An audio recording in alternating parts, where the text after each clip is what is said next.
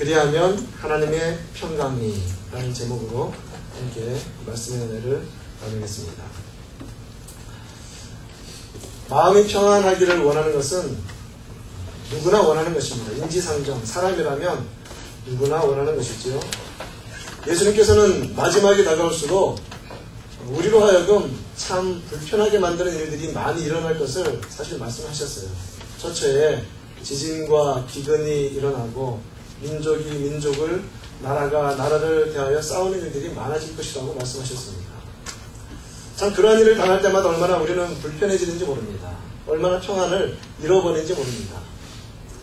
네팔에서 일어난 7.8의 강진, 히로시마에 떨어졌던 원자폭탄이 250개가 떨어지면 그 정도 강력한 힘을 발휘한다고 하는데, 이미 확인된 사람만 7,000명 이상 죽어서 참 앞으로도 얼마나 더 많이 사망자로 확인될지 참 모릅니다. 그러한 것을 소식을 들을 때마다 캘리포니아 사는 사람들은 한 가지 걱정이 또 생기죠. 뭡니까? 빅원, 큰 놈이 이쪽에도 덮치지 않을까.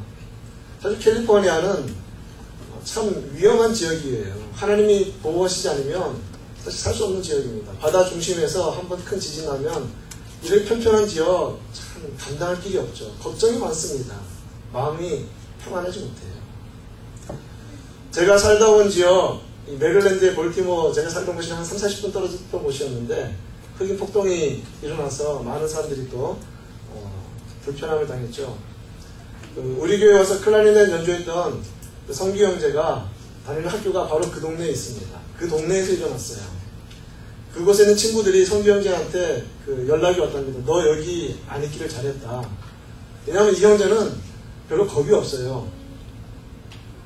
왜냐하면 사람들이 보는 걸로 겁을 내는데 이 형제는 안 보여서 겁이 없을 뿐 아니라 원래 또 겁이 없습니다. 그래서 아무리 먼 일이 일어나도 돌아다니면서 커피 사 먹으러 돌아다니는데, 그래서 너 분명히 여기 있으면 커피 사 먹으러 나갔을 텐데 참 안 있기를 천만 다행이다. 그런 걸 볼 때마다 또 많은 사람들이 1992년 4월에 일어났던 LA 폭동을 기억하면서 참 마음이 불편해요. 평안함이 없습니다. 그런데 성경에서는 이상하게 이러한 평안하지 못하고 예수님 오실 때가 다가오면, 다시 오실 때가 다가오면 더 사람을 불안하게 만들고 불편하게 만드는 일들이 많아질 것이다 라고 말씀하시는 동시에 성경에서는 우리 예수님을 가리켜 누구라고 부르고 있냐면 평화의 왕이라고 부르고 있어요. 평강의 왕이라고 부르십니다. 이사야 9장 6절에서 한 아기가 우리에게 낳고 한 아들 우리에게 주셨는데 그 이름은 기묘자라 모사라 전능하신 하나님이라 영존하시는 아버지라 평강의 왕이라 할 것입니다. 이렇게 말씀하셨습니다. 또한 예수님은 제자들에게 이 땅을 떠나시면서 약속을 해주셨어요. 평안을 너희에게 끼치노니 곧 나의 평안을 너희에게 주노라. 얼마나 감사한지 몰라요. 우리에게 주님의 평안을 주십니다. 나아가서 예수님은 이 말씀을 하시면서 그냥 우리가 생각하는 차원에서의 평화가 아니라는 것을 반드시 언급을 해주십니다. 무엇이라고 말씀하시냐면 내가 너희에게 주는 것은, 즉 내가 너희에게 주는 나의 평안은 세상이 주는 것과, 즉 세상이 너희에게 주는 세상적인 평화와는 다르다라고 말씀하세요. 평화의 왕으로, 평강의 왕으로 이 땅에 오셔서 평안을 우리에게 주시는데 세상이 주는 것과 다른 평안, 다른 평화, 다른 평강을 주신다고 약속하십니다.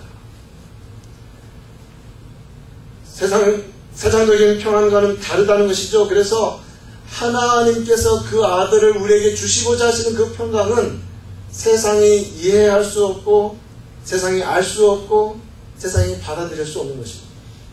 실제로 예수님께서는 이것이 얼마나 다르다라고 말씀하시냐면 내가 너희에게 화평을 주려 온 줄로 생각지 말라. 내가 너희에게 검을 주러 왔노라고 말씀하십니다. 이 말은 무슨 말씀이냐면 오직 예수 그리스도 안에서만 모든 인류는 진정한 화평을 누릴 수 있다는 그런 말씀입니다. 따라서 예수님 안에서 화평을 누리지 아니하면 어떤 일이 벌어지냐면 가족 가운데 나누어짐이 일어나고 세상 가운데 나누어짐이 일어난다는 것입니다. 우리의 신앙은 무엇이라고 말할 수 있을까? 여러분, 신앙은 무엇이냐면 단순히 평안을 구하는 게 신앙이 아닙니다. 많은 사람들이 왜 믿느냐고 말하면 믿어야 좀 마음이 편해지죠 라고 말합니다.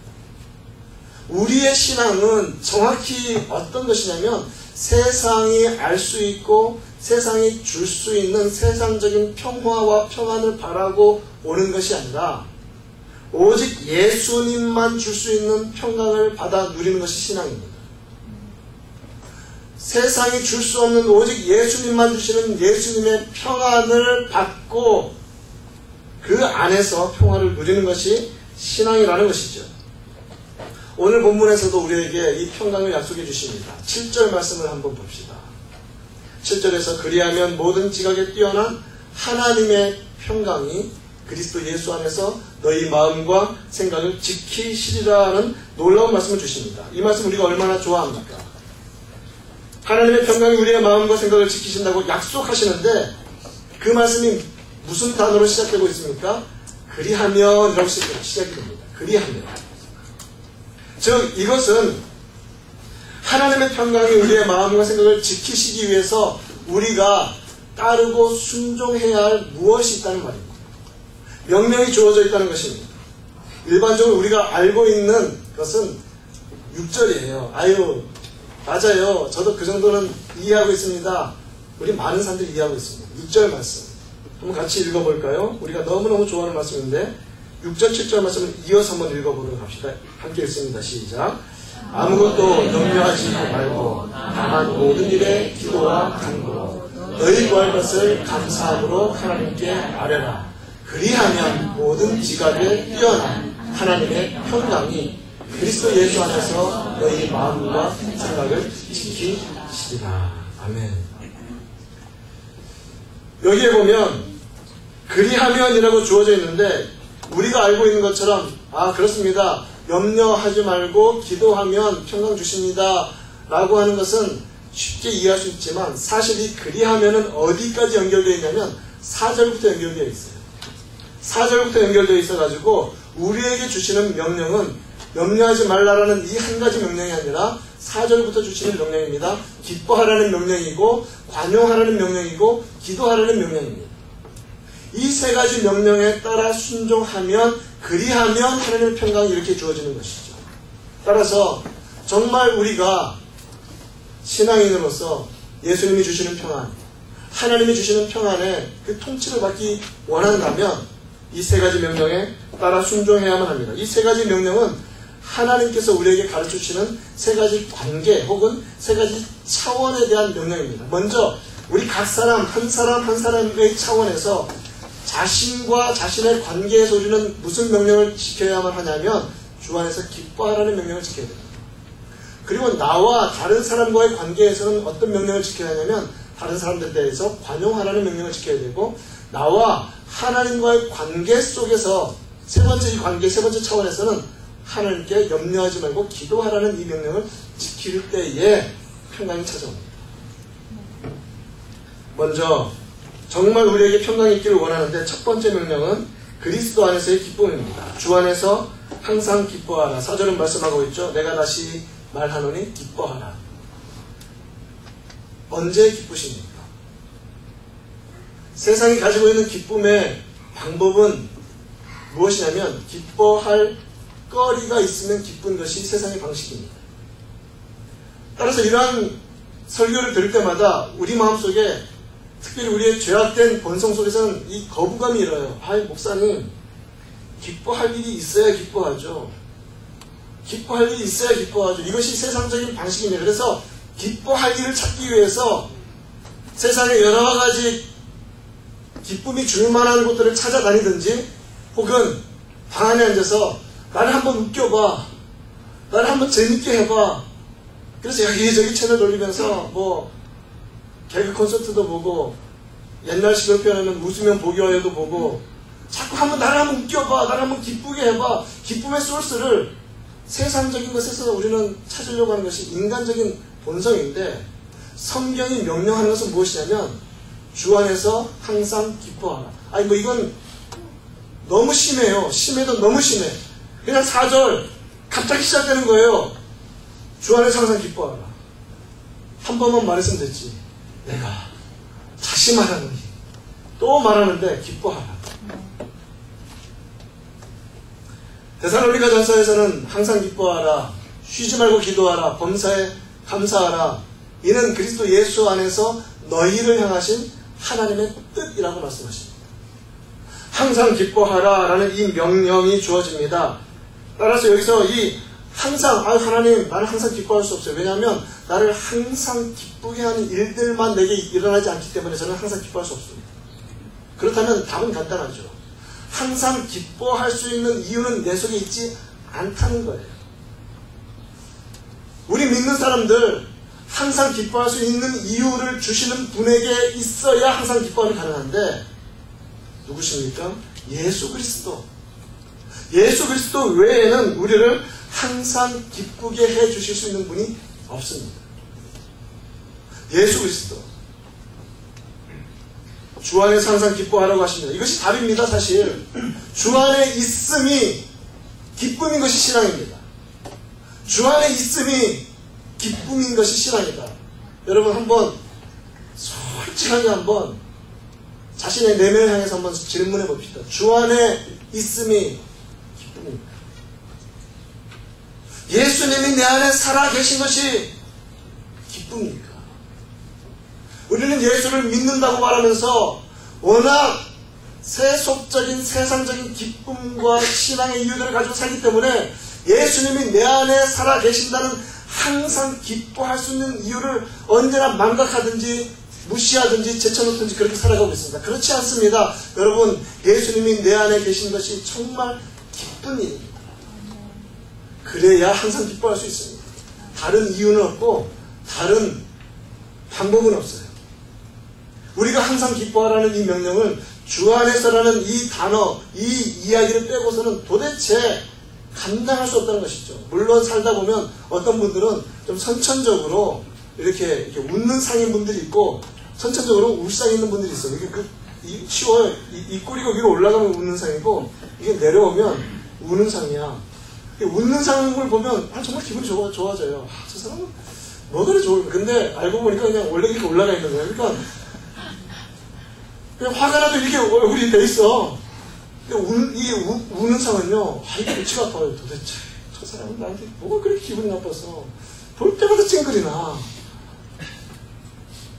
그러나 정말 우리 내면에서부터 정말 항상 기뻐할 수 있는 유일한 한 관계는 예수님과 나와의 개인적이고 친밀하고 인격적인 관계 외에는 없습니다. 우리 주님이 약속하셨어요.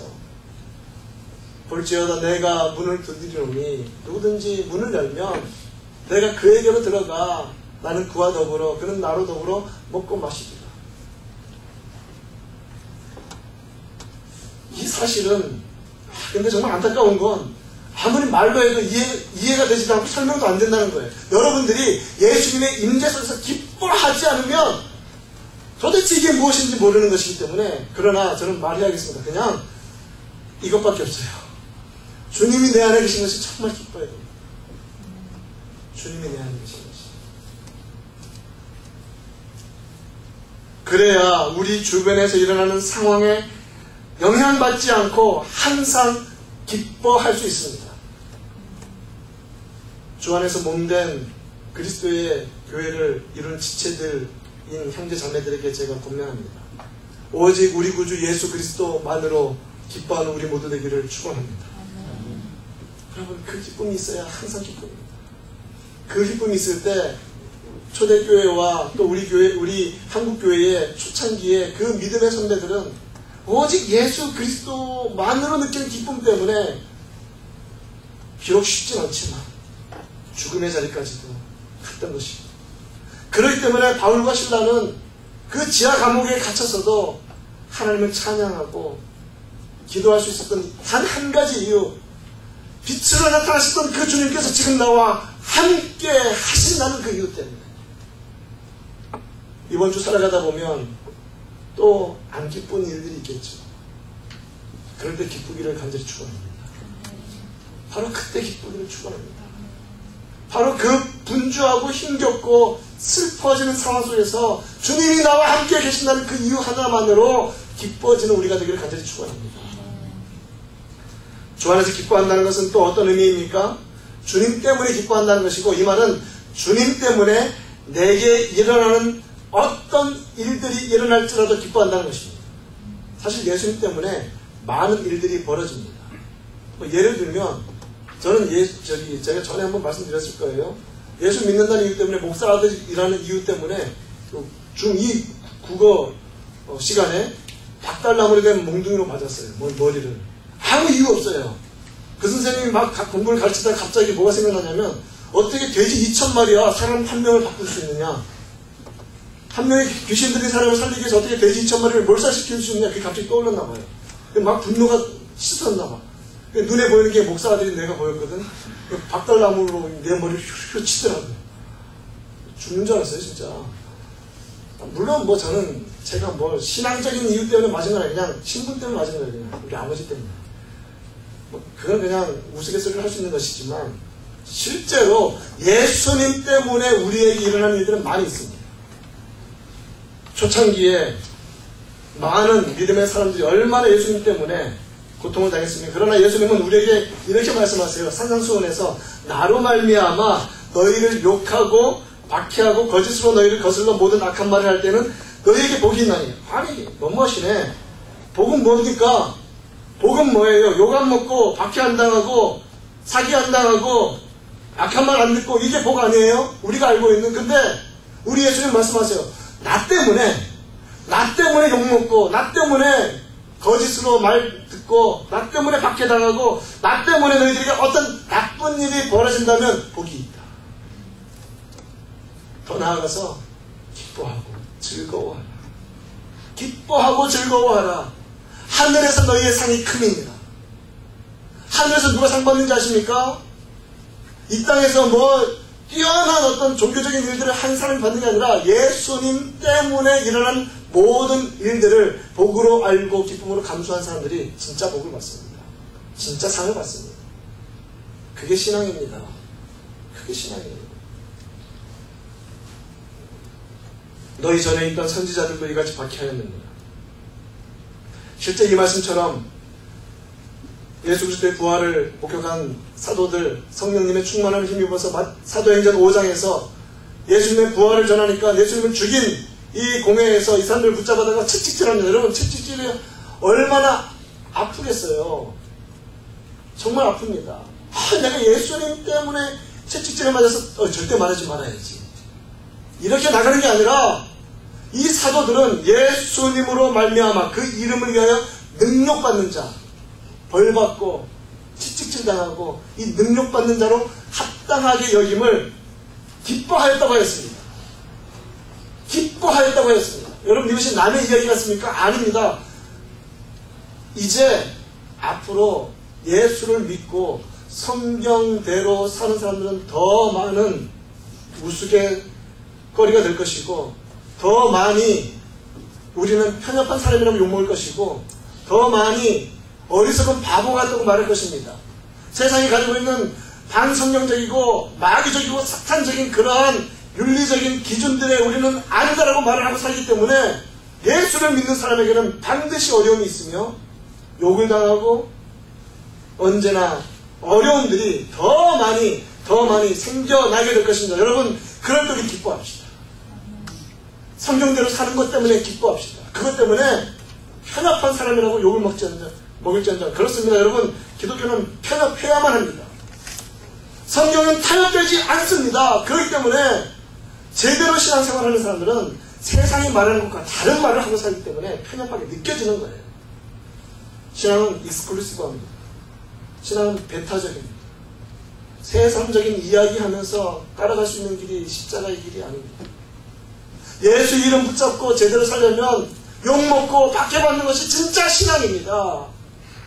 진짜 신앙이에요. 우리가 정말 하나님이 주시는 평강을 원한다면 예수님 안에서 기뻐하고 예수님 때문에 나에게 일어나는 모든 일 때문에 기뻐할 수 있는 우리 모두 되기를 축원합니다. 그래야 평강이 옵니다. 두 번째로 우리는 어떻게 평강할 수 있습니까? 바로 다른 사람들에게 넉넉한 관용함으로 대해주어야 할 때입니다. 5절 말씀을 보면 이제 타인과의 관계에서는 너희 관용을 모든 사람에게 알게 하라 주께서 가까우시니라 라고 말합니다. 이 말은 나 좀 넉넉해라. 넉넉해라. 넉넉하기 위해서 해야 될 일이 무엇인지 아십니까? 자신이 가지고 있는 선천적인 기준들을 포기해야만 넉넉해질 수 있습니다. 자기가 선천적으로 가지고 있는, 자기가 인간적으로 가지고 있는 그런 기준에 사로잡혀 있으면 결코 넉넉해질 수 없습니다. 결코 관용할 수 없습니다. 다른 사람들을 향해서 가질 수 있는 이 관계의 너그러움을 우리는 어디에서 배울 수 있냐면 바로 하나님 말씀에서 배울 수 있어요. 이 죄악에 물든 나의 선천성을 가지고서는 결코 진정한 의미에서의 관용은 나타날 수 없습니다. 왜냐하면 사람은 끊임없이 이고센트릭, 자기 자신만 자꾸 이 센터를 냈기 때문에, 셀프 센터를 냈기 때문에, 내 중심적으로 자꾸 보기 때문에 밖을 향해서 무언가 넉넉하게 받아주고 이해하는 것은 오직 성령 안에서 내가 깨어질 때만 가능하다는 것이지. 너그럽게, 적당하게, 온당하게, 믿음의 공동체에서는 특히 더 중요한데, 여러분, 사도 바울은 오늘 빌립보서에서 너희 관용을 모든 사람에게 알게 하라라고 말하죠. 모든 사람이라고 말하는데 좀 더 정확히 이해하기 위해서 갈라디아서 6장 10절에 가서 보면, 그러므로 우리는 기회 있는 대로 모든 이에게 착한 일을 할지니라고 말합니다. 모든 사람에게. 그러나 정확히 조금 더 내로하게 다운시키면 더욱 믿음의 가정들에게 할지니라 라고 말합니다. 성도들이 기본적으로 관용해야 할 것은 세상이 아닙니다. 성도들은 기본적으로 믿음의 공동체 속에서 이 관용을 먼저 우선적으로 항상 베풀어야 합니다. 믿음의 가정들에게 할지니라. 그래야 성경의 원리에 따라 살아가는 사람들이 모였기 때문에 세상적인 죄악에 물든 이 이기적인 마음으로 나만 보는 것이 아니라 하나님 안에서, 성령 안에서 관용할 수 있는 사람이 되는 것이죠. 교회가 말씀의 진리 안에서 바로 서 있지 않으면 어떤 일이 벌어지냐면 내가 옳다라는 싸움이 벌어지기 시작합니다. 그러니까 내가 옳다라는 싸움이 벌어지기 시작하면 최악의 경우 어디까지 가게 되냐면 세상 법정에다가 호소를 하게 돼요. 내가 옳다는 것을 세상이 나를 좀 이렇게 확인해 달라는 것이죠. 아름다워 보입니까? 정의의 투사가 그렇게 되시겠습니까? 사도 바울은 고린도 교회 교인들 안에서 이런 분쟁이 벌어져요. 싸움이 벌어졌습니다. 내가 잘났다는 싸움이 벌어집니다. 옳고 그름의 싸움이 자꾸 벌어집니다. 그럴 때 어떤 일이 벌어져요? 세상 법정으로 들고 나가는 거예요. 지금 어떻게 보면 교회에서 너무나 자연스럽게 벌어지는 일 같은데, 사도 바울은 뭐라고 말하고 있냐면, 너희가 피차 고발함으로 너희 가운데 이미 뚜렷한 허물이 있나니. 이게 참 무서운 말인데, 사람들은 언제나 어떤 싸움을 싸우냐면 내가 옳고 쟤는 그르다라는 싸움을 싸워요. 그런데 교회 안에서 내가 옳고 너는 틀렸다라는 싸움이 시작되면 그것으로 인해서 사도 바울 성령의 감동하심을 주신 이 말씀에 비춰보면 이미 그것으로 어떤 일이 벌어졌냐면 이미 뚜렷한 허물이 그 공동체 안에 생겨난 것입니다. 옳고 그름의 싸움이 벌어졌다. 따라서 진정으로 믿음의 공동체 안에서 다른 사람에 대해서 좀 넉넉하게 관용을 베풀기 위해서 한 단어를 기억해야 되는데 한번 따라해 봅시다. 짧아요. 차라리. 조금만 더 크게. 차라리. 성경에 나오는 거죠. 차라리 불의를 당하는 것이 낫지 아니하며. 딸 이름을 라리로 지을 거야 됐나? 차라리? 이름 좋은데? 차라리 속는 것이 낫지 아니하냐. 믿음의 공동체 안에서 진짜 관용을 베푸는 사람이 되기 위해서는 내가 옳은 것을 확보하고 받아내기 위해서 법정까지 달려나가는 그러한 싸움이 아니라 그냥 내가 죄인입니다. 내가 잘못했습니다. 내가 틀렸습니다. 그래, 내가 틀렸습니다. 차라리 불의를 당하는 것이 낫지 않고 차라리 알면서 눈 뻔히 뜨면서 속는 것이 더 낫지 아니하냐라고 말합니다. 그래서 성도들 간에 그런 일이 있어서는 아니지만 돈의 거래가 있을 때에는 반드시 빌려가는 사람은 내가 말을 않겠어요. 빌려주는 사람은 그냥 줬다라고 생각하십시오. 그냥 줬다라고 생각했어요. 그냥 받으면 하나님이 주셨네라고 생각하면 좋습니다. 결국 이러한 세상적인 거래의 관계 때문에 옳고 그름이나 손에 안 보는 일들에 자꾸 이렇게 연연할 때 우리는 관여할 수 없고 싸움이 벌어지고 교회는 시끄러워지고 마귀의 소굴이 되어가는 것입니다. 차라리 밀려나십시오. 차라리 욕먹는 사람이 되어서 떠나는 게 하나님 나라 입장에서 볼 때는 맞다는 거예요.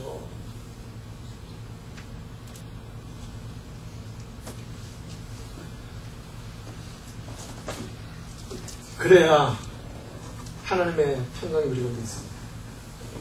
정말 주님 오시는 것을 기대한다면 교회는 그렇게 살라고 하세요. 주의 가까이 오심을 볼수록 더욱 그리하는 것입니다. 왜? 주께서 가까우시기 때문에 이 영적인 긴박성을 가지고 자꾸 성령 안에서 내가 깨어지고 손해보고 욕먹고 비난당하고 그래야 관용할 수 있는 게 믿음의 공동체입니다. 그래야 하나님의 평강이 우리 가운데 주어집니다. 세 번째 명령은 우리가 너무나 좋아하는 명령인데 아무것도 염려하지 말고 6절 말씀만 한번 읽어볼까요? 시작. 아무것도 염려하지 말고 다만 모든 일에 기도와 간구로 너희 구할 것을 감사함으로 하나님께 알아라. 이 문장을 보면 동사가 두 개 있습니다. 보면 염려하지 말라라는 동사가 있고요. 그리고 기도하라는 동사가 있습니다. 그 중간에 있는 것 다만 모든 일에 기도와 간구로 너희 구할 것을 감사함으로 이것은 중간에 이렇게 묘사되어 있는 서술된 표현들인데 핵심은 무엇이냐면 염려하지 말고 기도하라는 것입니다. 염려하지 말고 기도하라. 하지 말아야 할 것이 있고 해야 할 것이 있습니다. 성도가 정말 하나님의 평강을 누리고 싶으면 하지 말아야 할 것을 하지 말아야 하고 할 것을 해야만 합니다. 정말 하나님의 평강이 우리를 통째로 원하신다면 염려하지 말아야 되고 기도해야 합니다. 우리는 거꾸로 말하죠. 하나님 염려가 없으면, 아니 정확히 말하면 염려를 주는 이 일들이 제거되면 제가 평안하겠습니다. 성경은 거꾸로 말해요. 성경은 거꾸로 말합니다. 이 일은 건들지도 않아요. 네 마음에 염려를 하지 말라라고 말씀하세요. 대신에 너가 하나님께 나아가라고 말합니다. 하나님 앞에 나아갈 때에 어떻게 나아가야 하는가? 염려 가지고 나가지 말라는 거예요. 물론 하나님께서는 사랑이 많으신 하나님이시기 때문에 성도들이 쉬는 그 걱정의 한숨까지도 다 들으세요. 그런데 세상 사람들이 믿음 없이 할 수 있는 차원의 그런 한숨까지도 아버지께서는 들으시지만 여러분 잘 들을게요. 결국 그것이 기도는 아니에요. 걱정하고 탄식하는 것, 그것이 기도는 아닙니다. 무엇이 기도입니까? 걱정거리, 염려거리, 내 속에 있는 그런 모든 것들을 가지고 정확히 하나님 아버지 앞에 나아가서 영적으로 그분을 대면하는 것, 그것이 기도입니다. 여러분 잘 들으셔야 돼요. 그게 기도입니다. 그걸 하라는 거예요. 그걸 하라고. 우리 그거 안 하지 않습니까? 염려하지 않고 하나님 제 기도를 듣고 계시죠? 하나님께서 뭐라고 생각하십니까?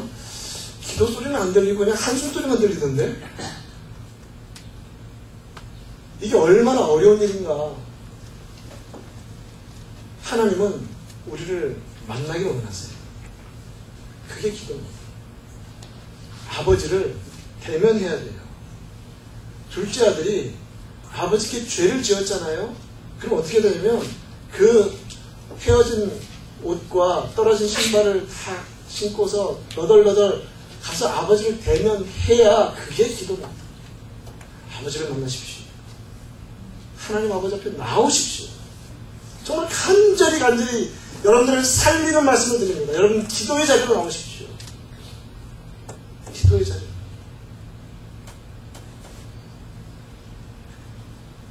세상의 방식은 무엇입니까? 염려거리가 사라지면 나는 평안할 거다라고 생각합니다. 성경은 거꾸로 말해요. 염려가 있을 때 기도하면 염려가 사라질 것이다. 이게 얼마나 놀라운 말씀입니까? 이 말씀 여러분 잘 들어보세요. 염려하지 말고 기도하라. 그러면 염려하지만 않는 것이 중요한 것이다. 기도하는 것이 중요하다는 것이죠. 이것이 막 자루 딱 재듯이 여기까지는 염려했고 요거 넘어서 이제 기도가 시작. 이렇지 않아요. 우리 인생 그렇지 않다는 거 다 아시잖아요. 그럼 어떤 일이 벌어지는가? 기도하기 시작하면 염려가 밀려나가기 시작한다는 거예요. 기도하기 시작하면 염려가 밀려나가고 그 안에 하나님의 평강이 물밀듯이 들어오기 시작한다는 것입니다. 세상의 방식은 무엇입니까? 혹은 우리가 믿는다고 말은 하지만 이 염려거리를 제거하는 이 방법을 찾기 위해서 우리는 얼마나 많이 애를 쓰는지 모릅니다. 게으름이나 나태함이나 혹은 의미 없는 휴식들이 우리의 염려를 과연 벗겨줄 것인가? 의미 없는 휴식. 많은 분들이 그래요. 머리가 무겁고 마음이 무거울 때는 바닷가를 찾아가. 왜냐하면 바닷가 가면 그 오션에서 음이온이 나오거든. 음이온이 나오면 정서가 편해집니다. 성도 여러분, 하나님이 능력이 있으십니까? 음이온이 더 능력이 있습니까? 저는 진짜 이게 심각한 이야기를 하고 있는 거거든요. 산에 가서 맑은 공기 마시면 너 좀 살 거야. 왜 성도에게 주는 성도의 권면이 그것이 먼저 나와야 되는지. 바닷가 좀 가봐. 산에 좀 가봐. 성도가 성도에게 주는 권면은 기도하면 염려가 물러간대. 기도하자. 여러분, 우리 기왕 예수 믿는데 좀 제대로 믿읍시다. 좀 제대로 믿읍시다. 과연 우리는 무엇을 위해 믿고 있는가? 온전한 감사의 기도가 시작이 되면 기도의 자리가 회복되었다는 것 혹은 회복되고 있다는 것은 염려가 밀려나갔다는 것이고 밀려나가기 시작했다는 것을 의미하는 것임을 여러분 믿으시기 바랍니다. 그것입니다. 성도는 결과를 먼저 붙잡고 사는 사람입니다. 여러분 꼭 기억하십시오. 성도는 영생을 붙잡았기 때문에 이 땅에서 견디고 사는 사람입니다. 성도는 하늘나라를 붙잡았기 때문에 이 땅에서 인내하며 살아가는 사람입니다. 마찬가지로 성도는 기도를 붙잡았기 때문에 염려가 물러가면서 경험하는 사람입니다. 우리는 거꾸로 사는 사람입니다. 우리는 결과를 이미 붙잡고 사는 사람입니다. 그리스도 안에서 영생을 붙잡고 있기 때문에 예수님으로 말미암아 당하는 어떤 일이라도 기쁨으로 감당하는 그 신앙이 있기 때문에 그 거꾸로의 신앙, 그 거꾸로의 삶, 기도하면 염려는 물러갑니다. 이 세 가지 명령, 주 안에서 항상 기뻐하라, 믿음의 형제들, 자매들에게 더 관용하라, 그리고 하나님 앞에 염려하지 말고 기도하라. 이 세 가지 명령이 제대로 우리 삶 가운데 월킹하고 있을 때에, 순종되고 있을 때, 그때 우리는 말할 수 있는 게 그리하면입니다. 여러분, 우리 중학교 때 처음 배울 때 문법 쉬운 거 배웠잖아요. 명령형 플러스 and, 명령형 플러스 or. 7절 말씀은 and로 시작합니다. 명령을 주신 다음에 순종하면 그러면 파지티브한 결과를 주신다는 것이죠. 그리하면 모든 지각에 뛰어난 하나님의 평강이 그리스도 예수 안에서 너희 마음을 살려주시다. 하나님의 평강은 어떤 평강입니까? 모든 지각에 뛰어나다고 말합니다. 이것을 정확히 쉬운 말로 말하면 인간적인 이해의 차원을 초월하는 것이라는 말입니다. 초월합니다. 왜? 위로부터 오는 것이기 때문에. 세상은 하나님의 평강을 논할 자격도 없으며 세상은 하나님의 평강에 대해서 알 수도 없습니다. 결코 알지 못합니다. 왜냐하면 인간적인 모든 지성과 분석과 통찰력을 아무리 동원하더라도 도대체 예수 믿는 사람들이 누리는 하나님의 평강에 대해서는 알 길이 없기 때문에 그렇습니다. 그러니 바보처럼 보이죠.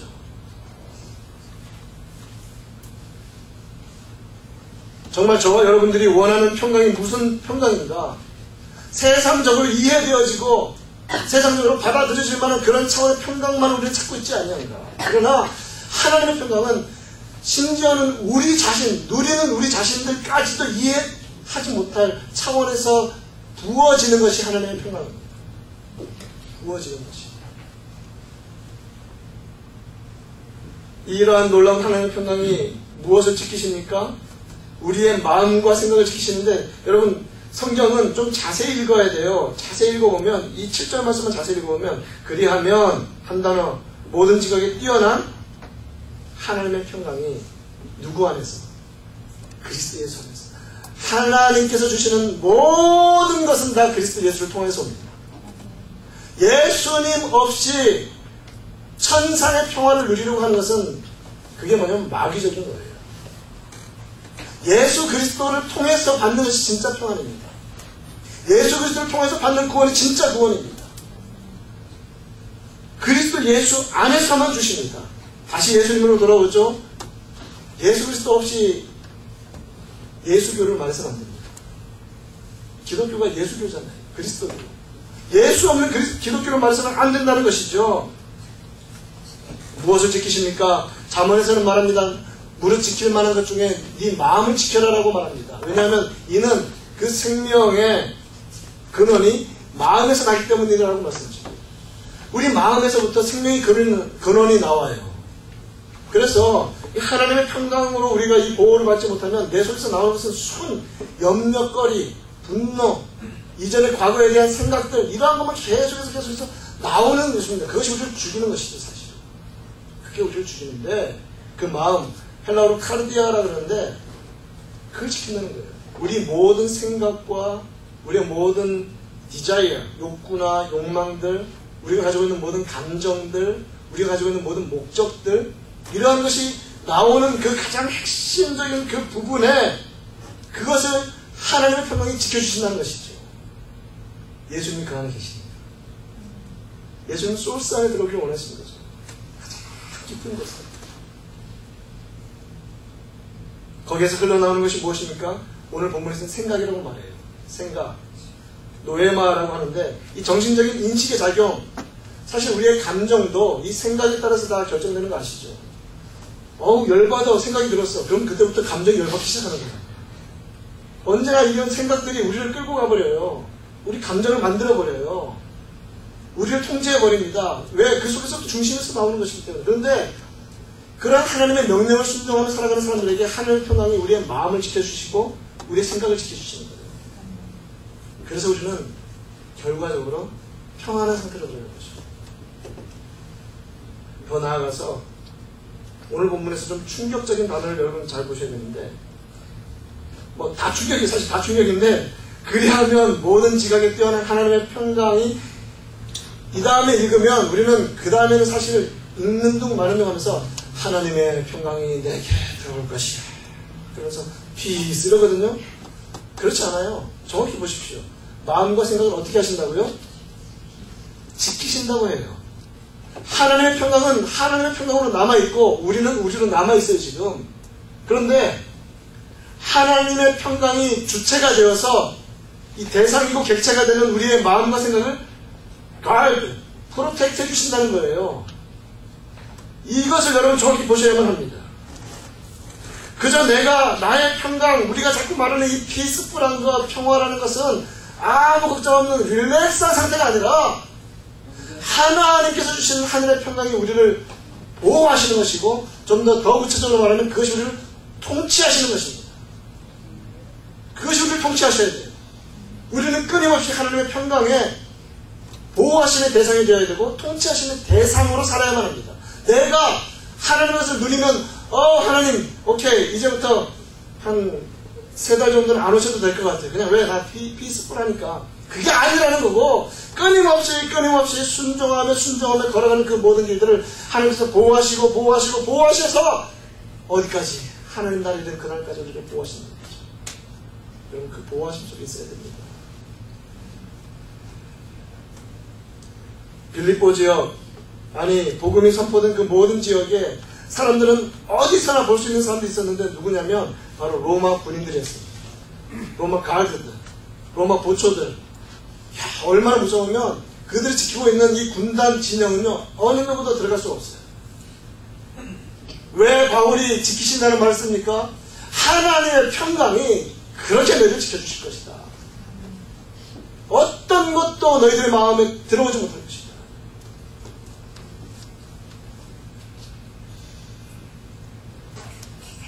하나님의 평강은 우리를 지키십니다.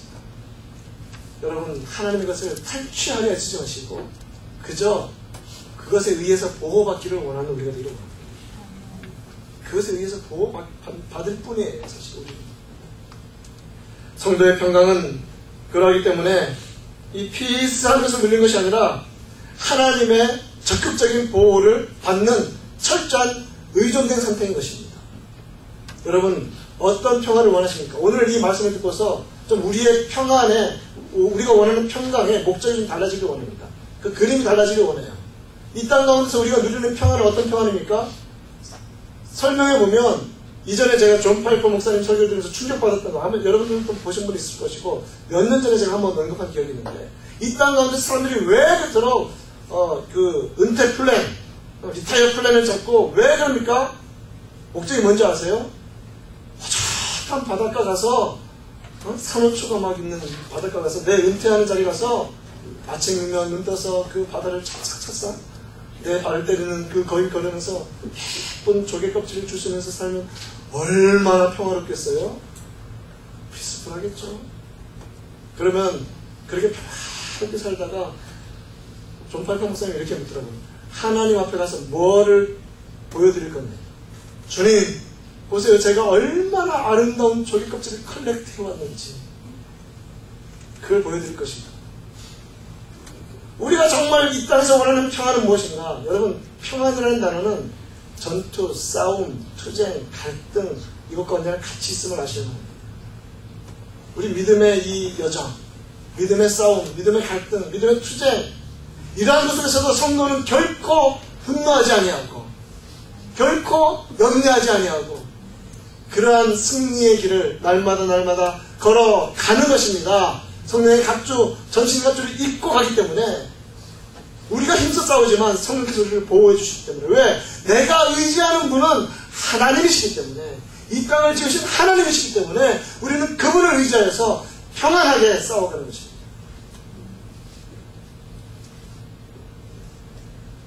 평강을 만들어내려고 애쓰지 말고 주님을 의지하기 위해 힘쓴 우리가 되길 원합니다. 여러분, 이 말 참 중요합니다. 내가 누리는 평안을 이루기 위해서 애쓰지 말고 어떤 환경에 있든지 주님을 더 의지하기 위해서 힘써야만 합니다. 이사야 26장 3절에서는 약속해 주십니다. 주께서 심지가 견고한 자를 평강에 평강하도록 지키시니 이는 그가 주를 의뢰합니다. 주를 의지하는 자에게 그 심지를 굳게 하셔서 흔들리지 않게 하시고 그런 사람에게 평강에 평강을 더하신다고 약속해 주십니다. 또한 사도 바울은 골로새서 3장 15절에서 그리스도의 평강이 너희 마음을 주장하게 하라 라고 명령합니다. 더 적극적으로 그리스도의 평강이 너희 마음을 다스리시게 하라. 여러분, 다시 한번 말씀드립니다. 평강은 내가 주관적으로 누리는 것이 아니라 하나님이 적극적으로 주시는 것이고 끝까지 하나님의 평강입니다. 끝까지 그리스도의 평강입니다. 우리는 거기에 따라서 보호받고 거기에 통치받고 살아갈 뿐입니다. 그럴 때 우리는 평안한 사람입니다. 하나님의 평강의 통치를 받는 복된 그리스도인들이 다 되시기를 우리 주님 예수님의 이름으로 축원드립니다.